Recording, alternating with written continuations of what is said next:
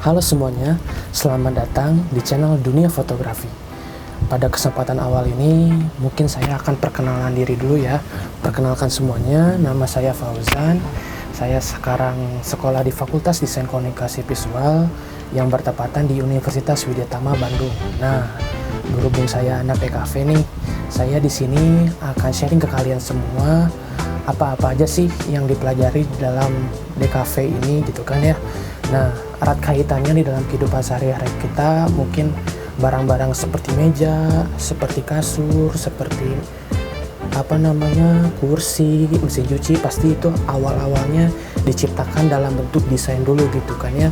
Nah, tapi di dalam kesempatan ini kita tidak membahas mengenai hal itu, namun di sisi lain dari desain komunikasi visual adalah membahas tentang fotografi. Nah, di dalam channel ini saya menamakan dunia fotografi gitu kan. Kenapa namanya dunia fotografi? Karena saya berniat di dalam channel ini ingin membahas seluk-beluk mengenai apa-apa ilmu-ilmu tentang fotografi, baik itu membahas tentang komposisi mengenai fotografi. Kemudian bagi teman-teman yang ingin baru memulai atau menggeluti bidang fotografi, cocok nih buat nonton channel ini. Kemudian bagi teman-teman yang baru membeli DSLR, baru membeli mirrorless, baru membeli kamera apapun jenisnya, kemudian tidak tahu cara mengoperasikannya, bisa juga nonton channel ini. Kemudian kita di sini nanti akan membahas angle-angle fotografi yang baik kayak gimana, jenis-jenis fotografi yang ada di dunia ini apa saja, begitu kan ya. Kemudian juga kita akan membahas bagaimana cara memotret foto potret, cara memotret foto landscape. Kemudian kita juga akan membahas kesalahan-kesalahan apa aja sih yang dilakukan fotografer di dalam memotret, berikut juga solusinya. Kemudian juga masih banyak lagi yang akan kita bahas di dalam channel dunia fotografi ini. Nah, semoga di dalam channel dunia fotografi ini bisa membawa manfaat untuk teman-teman semua dan membawa teman-teman semua menjadi profesional fotografer. Oke, tanpa berlama-lama langsung aja kita bahas mengenai topik pertama. Topik pertama dalam video kali ini yaitu membahas tentang apa itu segitiga exposure dalam fotografi. Segitiga exposure pada intinya itu adalah cara untuk mendapatkan cahaya yang bagus untuk kita memotret gitu kan. Segitiga exposure ini terdiri dari 3 macam. Yang pertama shutter speed, kemudian yang kedua ada ISO, dan yang terakhir ada aperture. Yang pertama shutter speed. Apa itu shutter speed? Shutter speed dalam bahasa Indonesianya yaitu kecepatan dalam membuka dan menutup sensor kamera. Shutter speed ini biasanya ditujukan pada angka 1 dibanding sekian, misalnya 1 dibanding 10 ataupun 1 dibanding 1000 misalnya gitu kan. Nah, shutter speed ini yang angka paling aman itu biasanya dalam angka 1 dibanding 150. Itu angkanya sudah aman, tapi tergantung pada kondisi kita dalam memotret. Itu beda-beda biasanya. Kemudian kalau misalnya kita memotret fotografi yang dalam bergenre sport gitu kan, otomatis kita membutuhkan yang namanya shutter speed tinggi gitu kan. Misalnya 1 dibanding 1000, 1 dibanding 1000 lebih sekian. Nah, itu biasanya dibutuhkan untuk fotografi yang bergenre sport. Kenapa? Karena supaya hasilnya tidak blur dan tidak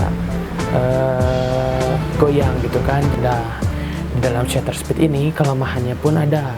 Kelemahannya kalau misalnya kita menggunakan angka shutter speed yang tinggi, misalnya katakanlah kita angka 200 ke atas, 250 ke atas, 1 dibanding 250, kita akan otomatis kekurangan cahaya alias gelap.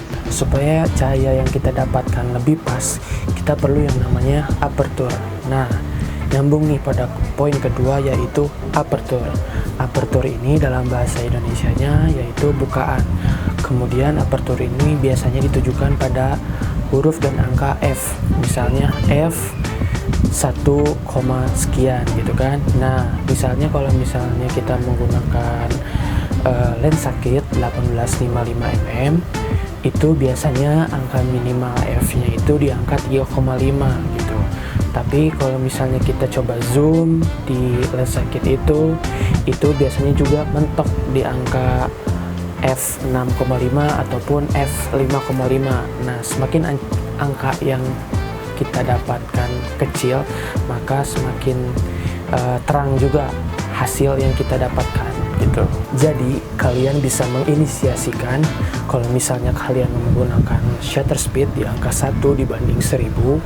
Nah, kalian bisa menggunakan aperture yang paling rendah, dalam hal ini lensa kit, misalnya di angka 3,5, itu kalian sudah mendapatkan cahaya yang cukup bagus.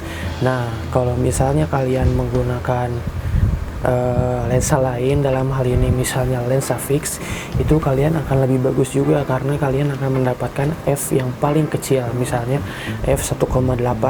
Di angka f1,8 ini kalian akan mendapatkan hasil yang namanya bokeh gitu kan, dalam hal kekinian itu namanya foto bokeh gitu. Nah, saya sangat merekomendasikan kalian untuk memakai lensa fix bila kalian ingin mendapatkan hasil foto yang bokeh. Kemudian, apa sih yang akan terjadi kalau misalnya kita menggunakan aperture yang lebih tinggi? Misalnya kita katakanlah menggunakan f11 atau enggak f15. Nah, maka kelemahannya itu akan mendapatkan cahaya yang lebih gelap, sama seperti tadi ya tentang shutter speed. Tapi di sisi lain, kelebihan dari aperture ini, kalau misalnya kita menggunakan angka yang lebih tinggi, kita akan mendapatkan hasil foto yang tidak blur, kemudian backgroundnya tidak blur, yang di depannya pun tidak blur. Itu ada yang namanya istilah HDR, atau nama kepanjangannya atau bisa disebut High Dynamic Range. Nah, biasanya teknik untuk menggunakan aperture tinggi ini biasanya cocok untuk menggunakan jenis fotografi landscape atau jenis fotografi pemandangan. Nah, kemudian apa juga sih yang terjadi kalau misalnya kita ingin memotret sebuah objek yang cepat banget? Katakanlah kita menggunakan shutter speed yang paling tinggi, misalnya 1 dibanding 2000, sampai aperture pun nggak bisa mengimbangi untuk settingannya gitu kan. Kemudian otomatis fotonya pun akan semakin gelap. Tapi ada solusi pilihan terakhir, yaitu menambahkan ISO. ISO ini masuk pada poin ketiga ya. Melanjutkan pembahasan yang barusan, berkaitan dengan yang barusan, kita otomatis dalam kasus yang barusan ini menambahkan ISO yang lebih tinggi gitu kan. ISO yang lebih tinggi ini konsekuensinya akan mendapatkan cahaya yang sensitif. Dalam arti cahaya yang sensitif berarti kita mendapatkan hasil yang noise. Noise ini sederhananya adalah hasil foto yang terlihat ada titik-titik kecil, sehingga itu kalau kita lihat kurang enak dilihat atau kurang bagus gitu kan. Jika terdapat noise, akan mendapatkan hasil yang kurang memuaskan. Namun pada setiap kamera itu beda-beda hasil noise-nya gitu ya. Kalau misalnya kita menggunakan kamera-kamera keluaran sekarang, kamera-kamera baru ini, itu kalau misalnya kita katakanlah menggunakan ISO 800, itu belum terlalu terasa noise-nya gitu kan, hasil titik-titiknya.